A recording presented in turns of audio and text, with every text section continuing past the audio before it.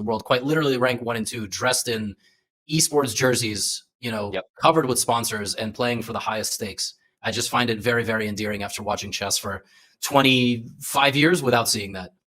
Yeah, it's come such a long way. I've been a fan of the esports space for a while, and to just see it like unify like this is pretty exciting as a fan and also a chess player myself. So very, very cool. Looking at this game here, we've said enough. It is a must win, but knight g5, is this a tactical theme here? Knight g5 is crazy. The idea of knight to g5 was that if the move bishop g7 had been played, there was some e5 tricks maybe brewing in the position, some sort of, and instead of that, we have a repositioning to h3 and a close Sicilian-esque type of game. Magnus has played this as well with the knight on h3, and white will try to generate some sort of attack in the long run. Yeah, it's interesting. I'm familiar with this idea that Hikaru did knight g5, knight h3, and then you kind of induce h6. You also get your knight out of the way. And amazingly, the knight can operate very decently from the f2 square. I feel like knights on f2 and f7 are some of my favorite pieces in chess.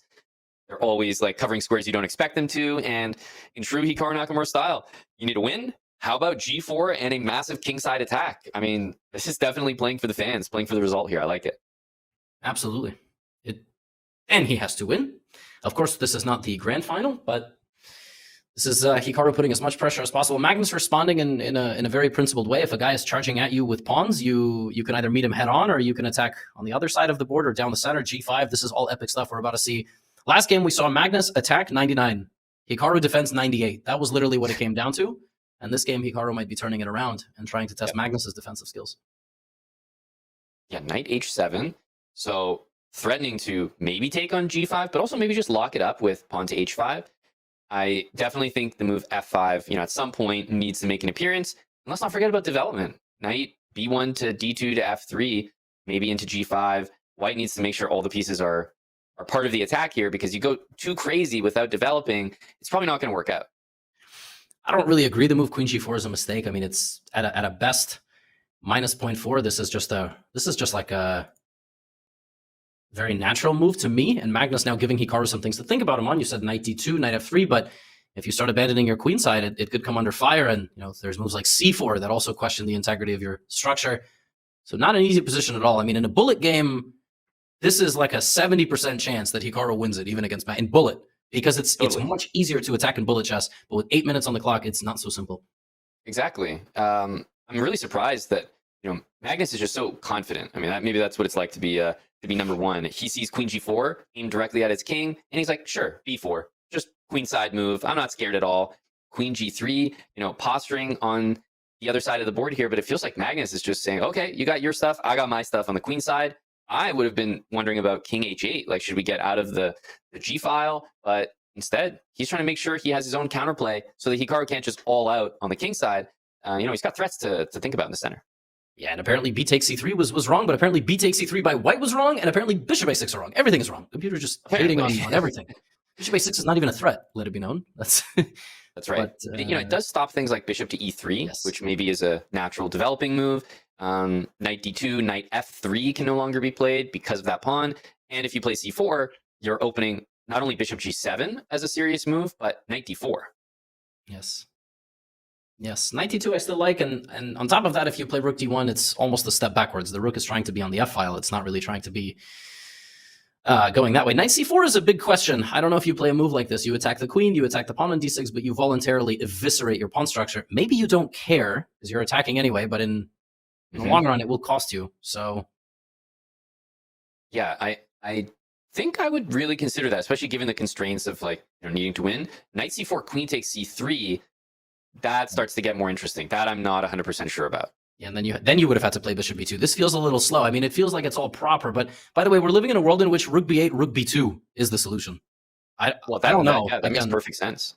I will take a look. We have the okay, that's not the best move. Queen b6 targeting. I would never play queen b6, but I guess it. Yeah. So what does rook b8? Let's just say is very, very, very natural. I'm wondering if white's playing knight b3, because rook b1 does not feel like the move. Ever. Like this one drops a2. The other rook to b1 is just nonsense. You're not achieving anything. And by the way, in that position, the best move is rook takes b2, which is really funny. Yeah, that does not surprise me. Queen c3, knight d4, d3 hanging. This is disaster. Yeah, so that's why Hikaru played it slow. He didn't try to play. That's why he's going for bishop b2. But queen, was that a I that was mean, on purpose? I think so. I mean, Oh, it's a double attack. b3 and b2 threatened. Pawn a4 looks like a move you'd want to throw in here. And then the interesting thing is the queen, I guess. I was going to say queen b3, maybe queen b7, but one of the moves that still attacks the bishop. yes. Interesting. So this was Magnus's idea. He did not want to put the queen on b6, where the knight would have come with the tempo. Interesting. This looks like a strange configuration, but then you look at who's playing it and you go, okay, maybe I don't understand chess. Yeah, one of the funny things I was considering was a4, queen b3, and then rook a3 by white, and then you go back to b7. And then you're like, well, now maybe the rook on a3 is a bit ridiculous. It's a good point, because then white has to spend at least one more move going backwards. But overall, I think this is a win for Hikaru as far as the opening goes. And you kind of don't want to lose the bishop on b2, though. You don't want to take the knight. I'm not really sure what you can play. And we're, by the way, like the engine is sitting here saying white's got a good position. First of all, around equal, but slightly better. Like I'm looking at the position and feeling like maybe Magnus is making stuff happen on the queen side. That's where all the action has been over the last 5 moves. But let's not forget that the king side still exists, and f5 is still going to be played. Okay, Hikaru has given up a real mercenary of the dark squares. The bishop on b2 going down. This knight looks ridiculous, but I got news for you. This bishop is also pretty bad, and the knight has an easier path home, not to mention a path into the position. I would go knight c6 here. I'm looking at stuff like that. e5 is a very bold move. Rook b1, knight c6 looks pretty appetizing. I mean, how are you going to stop me from playing f5 here? That's what I'm wondering. Yeah, as well. Maybe there's a queen d2 and a queen trade. He feels confident with something like that. That's very interesting. I like that idea a lot, and I think you might be exactly right. Hitting the knight. Sure that no queen, with no queen, Hikaru's not checkmating here, so f5 could be not good. That's right. Yeah, maybe knight c6.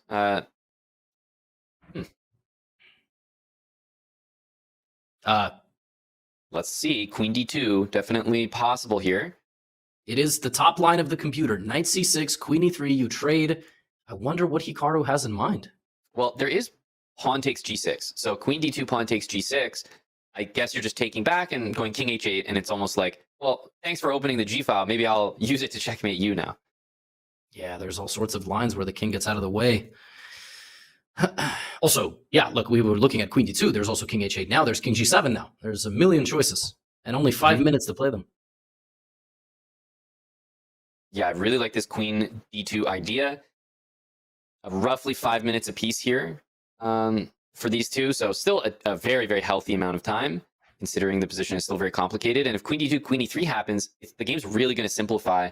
And I have to say, Levitt, the outlook for Hikaru for a win after a queen e3 happens is I'm really having trouble believing. Yeah, wow. Magnus going into this line, losing the pawn, and potentially creating his own counterplay on this file. He is a pawn down, but where is that pawn? It's right here. Just smacked himself on the head there. He said, what am I thinking? Queen e3, rook g8? I don't know. Everything is loose here. Yeah, apparently the best move there was bishop e3 and queen takes pawn, just greedily taking the pawn back. That's so crazy. I would never. But okay, queen h5. And so queen takes d6. Is there rook takes g2? Yeah, that looks like a problem. There's a hanging bishop on a6 at the end. There's a hanging e5 pawn with check. It's just hard to navigate the full calculation, but I would at least be very concerned about it. Absolutely. Queen d6, rook takes, then you bring the second rook, and that whole sequence is actually going to end up being slightly better for black, but Magnus is not interested in that. He's just interested in a draw, because that would end the match with a 2.5, 1.5 victory. So yeah, queen h5 is the only way, because you need to keep this knight protected. But I'd be worried if I'm Hikaru. I mean, this bishop is coming back very quickly, and if the pawn on d3 falls, everything is falling. Right. Let's pay attention here. Queen h5, yeah, definitely the safer move, more standard for sure. Everything looked like it was falling apart there with the sacrifice. I wish the bishop on a6 was a participant, right? If you could only just get that piece into the game, everything would be different. And I'm sure white feels the same about the knight on b3, right? Put it on d5, the whole game is different. Put it on f5, it's completely over. So both of these strong players missing strong piece. Wow, Magnus is still going for it. He absolutely did not need to do that. What has he missed? He has missed Rook F3. Rook F3 is not only a defensive move against the attack of the knight, it's winning for white. So Rook F3, Queen E2, kind of pinning the rook to the queen. I guess there you can just go Rook G1 or something. Yeah, just Rook G1, and the knight comes back, and black does not have enough attacking pieces. Is that glass from Magnus really big? Like, is that just a massive water glass? Yeah, So he just took a drink, and I was like, "What's going on here?" Oh my goodness, he missed Rook G3. Rook G3. He's forced Hikaru into finding a queen sacrifice checkmate him on. Wait, what? Magnus played this. Hikaru is like, he thinks he's lost. He's behaving like he's lost. He doesn't see Rook G3 yet. Magnus played it like it was winning. This is such a crazy. He resigned! Oh my god, he resigned! He resigned. He's going to look at the game review now. Oh my goodness, he resigned in a winning position. And it smiles all around. That's just the most insane result in chess. The two best players in the world, neither one of them saw the best move. Levy, this is insane.